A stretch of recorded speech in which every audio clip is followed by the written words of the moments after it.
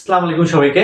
আজকে আমরা ঢাকা বিশ্ববিদ্যালয় 2014-15 সেশনে আসা একটি ম্যাথ নিয়ে আলোচনা করব। ম্যাথটা সলভ করব। ম্যাথের শুরু থেকে শেষ পর্যন্ত খুব ভালোভাবে বোঝার চেষ্টা করব। তাহলে কি হবে, এই টাইপের যদি কোনো ম্যাথ ঢাকা বিশ্ববিদ্যালয় সহ অন্য অন্য বিশ্ববিদ্যালয় ভর্তি পরীক্ষায় দিয়ে দেয়, আমরা খুব সহজে সর্বোচ্চ 20 সেকেন্ডের মধ্যে আমরা সলভ করতে পারবো। যদিও এই ম্যাথটা অনেক বড়, আসলে তোমরা বুঝতে পারবা। আসলে আমরা সলভ করি। দেখো, প্রশ্নটা বলা ছিল যে তিনটি বিন্দু সমরেখা হলে এর মান কত হবে। তোমাদের মাথায় এখন একটাই উত্তর ঘুরপাক খাচ্ছে, আমি বুঝতে পারছি। সেটা হচ্ছে, তোমরা এখন ত্রিভুজের ক্ষেত্রফল সমান 0, যেহেতু আমাদের এটি একই সরলরেখায় অবস্থিত। এ থেকে তোমরা অনেক বড় বড় করে ম্যাথটা সলভ করবা। আসলে ভাই, এডমিশনে এত সময় নেই। সিরিয়াসলি বিশ্বাস করো, এডমিশনে এত সময় নাই যে তুমি এত বড় জায়গা পাবা, এত সময় পাবা। তোমার একটা ম্যাথ করতে যদি তুমি 2-3 মিনিট লাগাও, চান্স তোমার হবে না ভাই। বিশ্বাস করো, চান্স হবে না। তাহলে আমাদের কি করতে হবে, আমরা এটা সহজ উপায়ে বের করার চেষ্টা করব। আসলে এটা থিওরি থেকে, চলো আমরা থিওরি থেকে সেটা বোঝার চেষ্টা করি। আমরা একটি সরলরেখা কল্পনা করি। সরলরেখাটা হচ্ছে, এটা একটা আমাদের সরলরেখা। এই সরলরেখার উপর দুইটি বিন্দু। আচ্ছা, আমরা ধরি যে ফার্স্ট পয়েন্ট হচ্ছে এটা, সেকেন্ড পয়েন্ট এটা, থার্ড পয়েন্ট হচ্ছে এটা। আচ্ছা, এই তিনটা পয়েন্ট কি বলতো, একই সরলরেখার উপর অবস্থিত। যদি তারা একই সরলরেখার উপর অবস্থিত হয়, তাহলে যে কোনো দুইটা পয়েন্টের যদি আমরা ঢাল বের করি, তাহলে কি হবে, ঢাল দ্বয় সমান হবে। কারণ এটা আমাদের একটা সরলরেখা, একটা সরলরেখা তো একটাই ঢাল হয়, তাই না?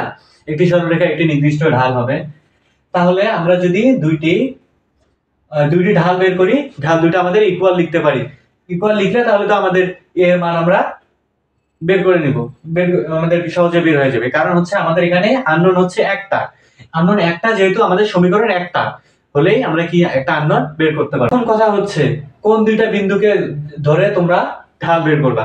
আচ্ছা, আমরা প্রথম দুইটা বিন্দু, তারপরে এই দুইটা বিন্দুকে ব্যবহার করে দুইটা ঢাল বের করতে পারি। দুইটা ঢাল ইকুয়াল হবে, সেটা পরের বিষয়। কিন্তু এই দুইটা বিন্দু আর এই দুইটা বিন্দুকে বের করে, মানে আমাদের পয়েন্ট ধরে যদি ঢাল বের করি, তাহলে কি আমাদের একটু কঠিন হয়ে যাবে। আমাদের যে ক্যালকুলেশন সেটা কঠিন হয়ে যাবে। আমরা তো চেষ্টা করতেছি যে আসলে খুব সহজে কিভাবে আমরা সলভ করতে পারি, তাই না?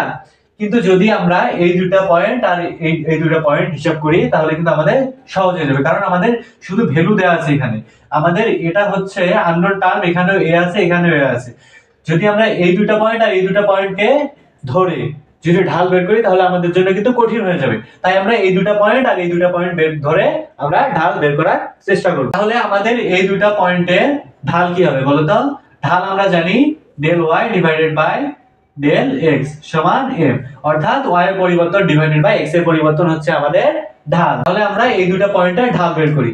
চলো ঢাল বের করি এই দুইটা পয়েন্টে। তাহলে আমাদের, আমরা কি বলছি, ওয়াই এর পরিবর্তন। তাহলে এখানে ওয়াই এর মান দেওয়া আছে -1 minus a plus 3 divided by x এর পরিবর্তন।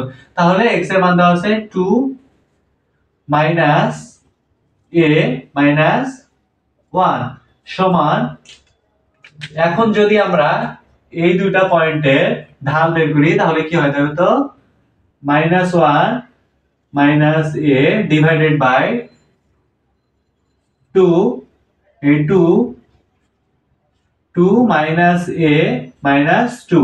দেখো তো এখানে -2 +2 কাটা যায় না? হ্যাঁ, কাটা যায়। তাহলে দেখো এখানে আমরা যদি ক্যালকুলেশন করি, তাহলে এখানে কি থাকে, 2 minus a divided by 1 minus a থাকে। 1 minus a is equal to -1 minus a divided by minus a। যদি আমরা এখানে মাইনাস কমন নেই, তাহলে কি থাকে বলতো? যদি আমরা উপরে নিচে মাইনাস কমন নেই, তাহলে এই মাইনাসটা কেটে যাবে, এখানে একটা প্লাস হয়ে যাবে। এই মাইনাস কমন নেওয়ার পর একবারই কেটে দিলাম। আশা করি তোমরা বুঝতে পারবা, অনেক বড় হয়েছে। তাহলে আমরা যদি আড়াআড়ি গুণ করি, তাহলে 1 মাইনাস a 1 প্লাস a মানে কি a plus b into a minus b, এটা পড়ে না? তাহলে 1 minus a square is equal two 2a minus a square. দেখো তো এই আমাদের ডান সাইড বাম সাইড উভয় দিকে minus a square minus a square আছে। তাহলে আমরা এই দুটো তো কেটে দিতে পারি, তাই না? এই দুটো কেটে দিতে পারি। তাহলে দেখো এখানে কি থাকে, 1 সমান 2a, এটা থাকে না? তাহলে আমাদের a সমান কি থাকে, a সমান হাফ। এইটা হচ্ছে আমাদের AMR। আশা করি এইভাবে তোমরা যদি এই রিলেটেড কোনো ম্যাথ থাকে, 3টি বিন্দু দেওয়া থাকে, বলা থাকে সমরেখ, তাহলে তোমরা ঢালের সূত্র ব্যবহার করে করতে পারবা। এইরকম টাইপের আরেকটি প্রশ্ন আসে, সেটা হচ্ছে দেওয়া থাকবে 2টা বিন্দু তোমাদের সিকিউতে, এইচএসসি তে সিকিউতে থাকবে একটি প্রশ্ন, সেটা হচ্ছে দেওয়া থাকবে 2টি বিন্দু, ধরো 2,1 5,3 সাপোজ এরকম 2টা বিন্দু দেওয়া আছে, বলবে যে দেখাও যে এই 2টা বিন্দুগামী সরলরেখা মূল বিন্দু দিয়ে অতিক্রম করে।